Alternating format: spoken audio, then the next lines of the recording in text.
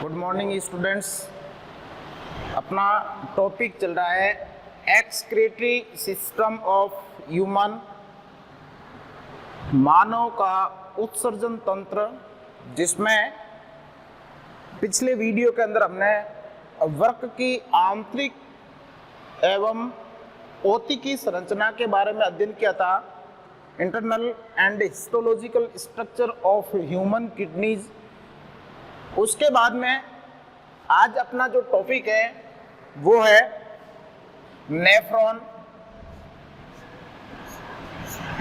या इसको वृक्क नलिकाएं भी कहा जाता है।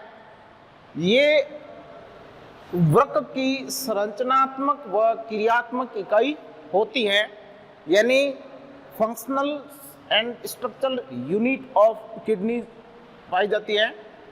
तो हम कह सकते हैं कि एक वृक्क के अंदर 10 से 12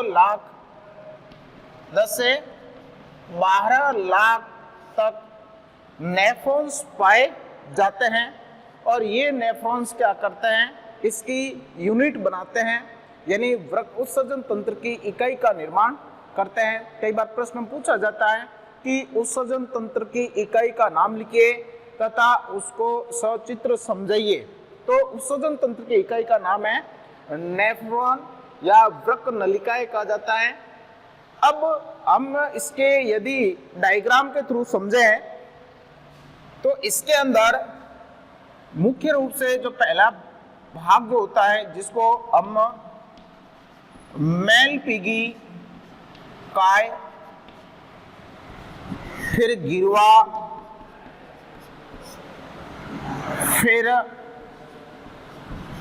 समीपस्थ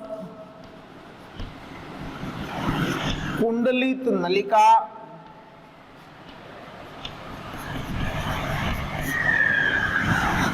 फिर हेनले का लूप,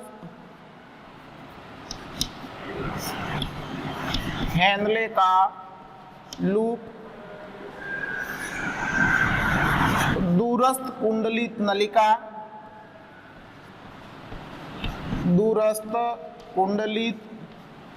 नलिका, और संग्राहक नलिका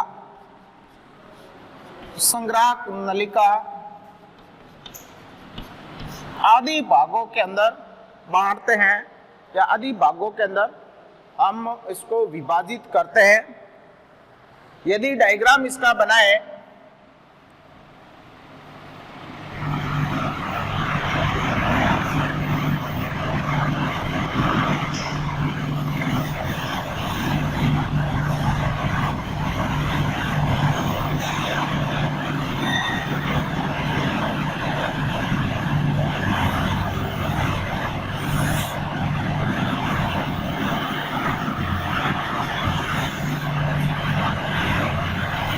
इस प्रकार, हम कहेंगे नेफ्रॉन की संरचना होती है।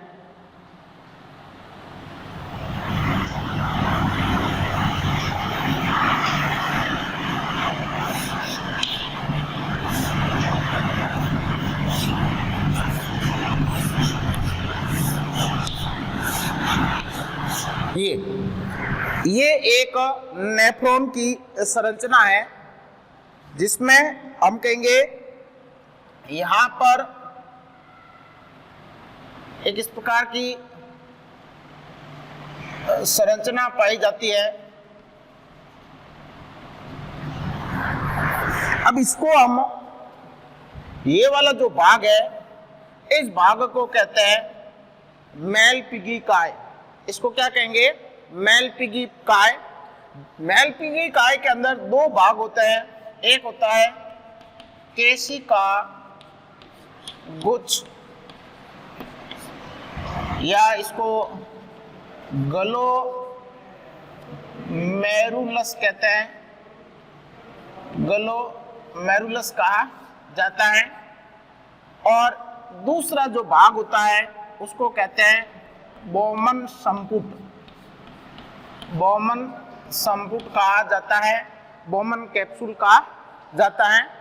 अब ध्यान रखना कि ये केशिका गुच्छ और ग्लोमेरुलस दोनों मिलकर किसका निर्माण करते हैं?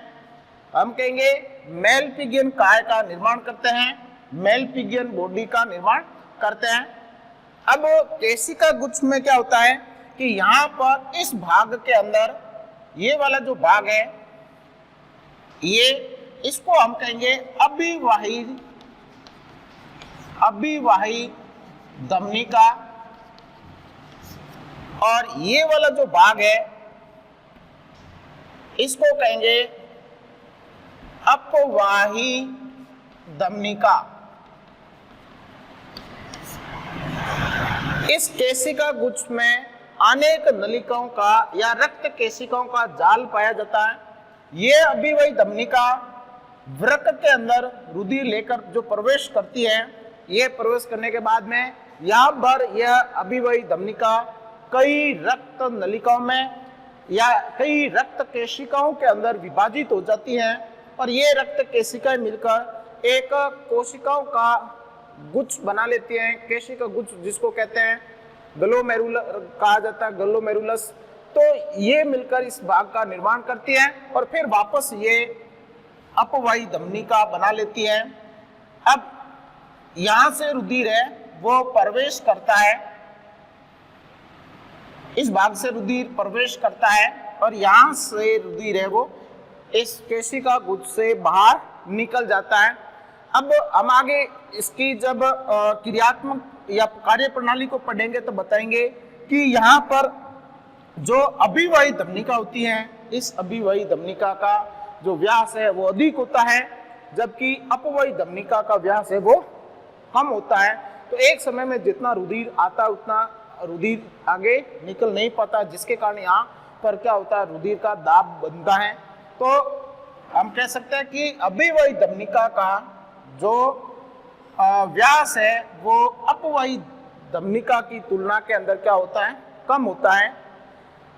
इस केशिका गुच्छ के नीचे की ओर हम कहेंगे ये वाला जो पोर्शन होता है, यह एक प्याले नुमा संरचना का निर्माण करता है, एक तस्तरी नुमा भाग बनाता है जिसमें ये रक्त केशिकाओं का जाल पाया जाता है। इसको हम क्या कहेंगे, बोमन संपुट कहते हैं। क्या कहेंगे, बोमन संपुट कहा जाता है। यह बोमन संपुट की जो आंतरिक भित्ति होती है, ये विशेष प्रकार की कोशिकाओं से बनी होती हैं, जिसको पोडोसाइट कोशिकाएं कहा जाता है। क्या कहेंगे, पोडोसाइट्स सेल्स पाई जाती है। कई बार प्रश्न पूछा जाता है कि पोडोसाइट कोशिकाएं कहाँ पाई जाती हैं, तो बोमन संपुट के अंदर पोडोसाइट कोशिकाएं पाई जाती हैं। या सीधा भाग आता है मेलपिगी काय, ऑप्शन आता है तो मेलपिगी काय के अंदर, और मेलपिगी काय के अंदर पूछा जाता है तो हमको बताएंगे कहाँ, बोमन संपुट के अंदर कोशिकाएं पाई जाती हैं, जिसको पोडोसाइट कोशिकाएं कहते हैं। यानी ये प्रवृत्त बनाती हैं, पादाप बना लेती हैं, पोर्स बना लेती हैं, इसलिए इन्हें हम पोडोसाइट्स कोशिकाएं कहते हैं। ये पोडोसाइट कोशिकाएं और रक्त केशिकाएं दोनों मिलकर एक हम कहेंगे झिल्ली का निर्माण करते हैं, जिसको हम ग्लोमेरुलस कला के नाम से जाना जाता है या ग्लोमेरुलर कला कहते हैं। और उस ग्लोमेरुलर कला के द्वारा परानिस्यंदन की प्रक्रिया होती है, यानी निस्यंदन की प्रक्रिया होती है। अल्ट्राफिल्ट्रेशन जो होता है वो हम कहेंगे ग्लोमेरुलस कला के द्वारा संपन्न होता है। ग्लोमेरुलस कला किससे बनती है, पोडोसाइट्स कोशिकाएं जो इस भाग के अंदर पाई जाती हैं। पोडोसाइट्स कोशिकाएं और रक्त केशिकाएं दोनों मिलकर ग्लोमेरुलस कला का निर्माण करती हैं, और ये जो ग्लोमेरुलस कला जो होती हैं वो रक्त निस्यंदन का कार्य करती हैं। ब्लड अल्ट्राफिल्ट्रेशन या फिल्ट्रेशन की जो प्रक्रिया होती है वो इसके द्वारा होती है। और ये जो भाग होता है ये क्या कहलाता है, बोमन संपुट कहलाता है, बोमन कैप्सूल कहलाता है। अब ये दोनों बोमन संपुट केशिका गुच्छ मिलकर मेलपिगी काय का निर्माण किया। उसके आगे का ये जो भाग होता है इसको हम कहेंगे गिरवा, नेक। क्या कहेंगे, गिरवा कहते हैं, नेक कहा जाता है। जो हम कहेंगे बौमन संपुट के नीचे की ओर एक छोटा सा पार्ट पाया जाता है जिसको गिरवा कहा जाता है। और इसके आगे ये आपको जो इस प्रकार घुमावदार नलिकाएं दिखाई दे रही है, इसको हम क्या कहेंगे, समीपस्थ कुंडलित नलिका, प्रोक्सिमल कॉन्वोल्यूटेड ट्यूब कहा जाता है, पीसीटी कहा जाता है। प्रोक्सिमल कॉन्वोल्यूटेड ट्यूब कहा जाता है समीपस्थ कुंडलित नलिका, जो हम कहेंगे बौमन संपुट के पास में होती है। ये ध्यान रखना, ये जो पिछले वीडियो के अंदर हम जब वृक्क की जो आंतरिक संरचना के अंदर हमने पढ़ा था कि मेलपीगी काय या मेलपीगी कोश और समीपस्थ कुंडलित नलिका, दूरस्थ कुंडलित नलिका, ये उसके किस भाग के अंदर पाए जाते हैं, हम कहेंगे कॉर्टेक्स भाग के अंदर पाए जाते हैं। किस भाग के अंदर पाए जाते हैं, कॉर्टेक्स भाग के अंदर पाए जाते हैं। तो ये यहाँ तक ये भाग है वो कॉर्टेक्स का होता है, और इसके नीचे वाला है वो कहाँ होता है, मध्यांश का भाग होता है। इसके आधार पर नेफ्रॉन दो प्रकार के होते हैं, एक होता है वल्कुटीय नेफ्रॉन, कॉर्टिकल नेफ्रॉन्स, जो हम कहेंगे लगभग पूर्ण रूप से कॉर्टेक्स भाग के अंदर पाया जाता है यहाँ तक, और उसमें हेनले का लूप है वो कैसा होता है, छोटा होता है।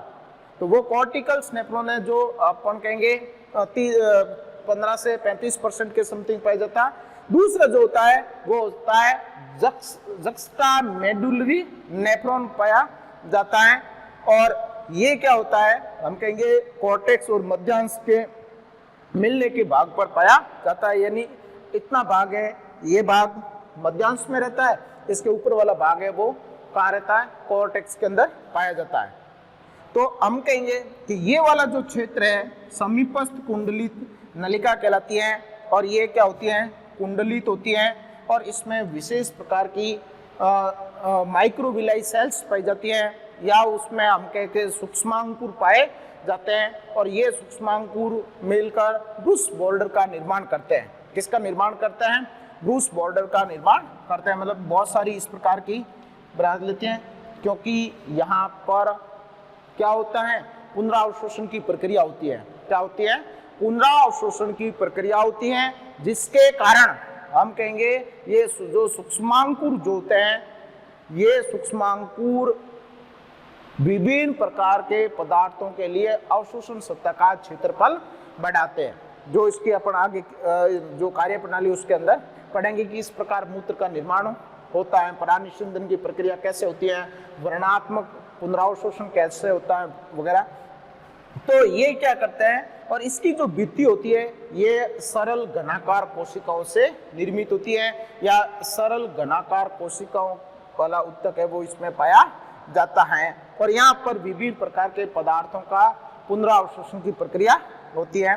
उसके आगे यहाँ से लगाकर यहाँ तक का जो भाग होता है उसको अपन क्या कहेंगे, हेनले का लूप कहा जाता है। क्या कहते हैं, हेनले का लूप कहते हैं। और हेनले के लूप के अंदर दो भुजाएं पाई जाती हैं। ये जो भुजा होती है जो नीचे की ओर आती है, इसको अवरोही भुजा कहते हैं।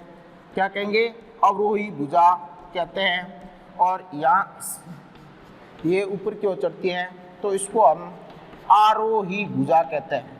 क्या कहते हैं, आरोही भुजा कहते हैं। यानी अवरोही नीचे की ओर आने वाली, और आरोही मतलब ऊपर की ओर चढ़ने वाली, आरोहण वाली। और फिर अपन कहेंगे ये वापस दूरस्थ कुंडलित नलिका का भाग पाया जाता है। दूरस्थ कुंडलित नलिका,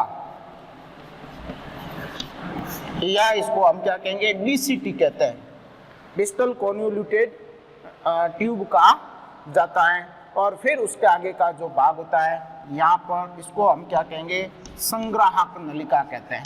क्या कहेंगे, संग्राहक नलिका कहते हैं। यानी हम कहेंगे बहुत सारी दूरस्थ कुंडलित नलिकाएं मिलकर इस संग्राहक नलिका के अंदर खुलती रहती हैं, जिसके द्वारा हम कहेंगे कि इनके द्वारा जो छनित्र आता है, जो यूरिन पास होता है, वो इसमें इकट्ठा कर लिया जाता है। फिर संग्राहक नलिका आगे वृक्क पेल्विस जो भाग होता है, वृक्क श्रोणी भाग होता है, वहाँ पर चले जाते हैं, और वहाँ से हम उसको आगे मूत्र वाहिनी के द्वारा उसको भेज दिया जाता है। तो इस प्रकार हम कहेंगे कि जो एक नेफ्रॉन की जो संरचना होती है वो इस प्रकार पाई जाती है। और यहाँ पे भी ये जो भाग होता है दूरस्थ कुंडलित नलिका के अंदर, इसके अंदर भी हम कहेंगे कुछ पदार्थों के पुनरावशोषण की प्रक्रिया होती है। इस या हम कहेंगे कि इसमें भी जैसे मैक्सिमम है, इसमें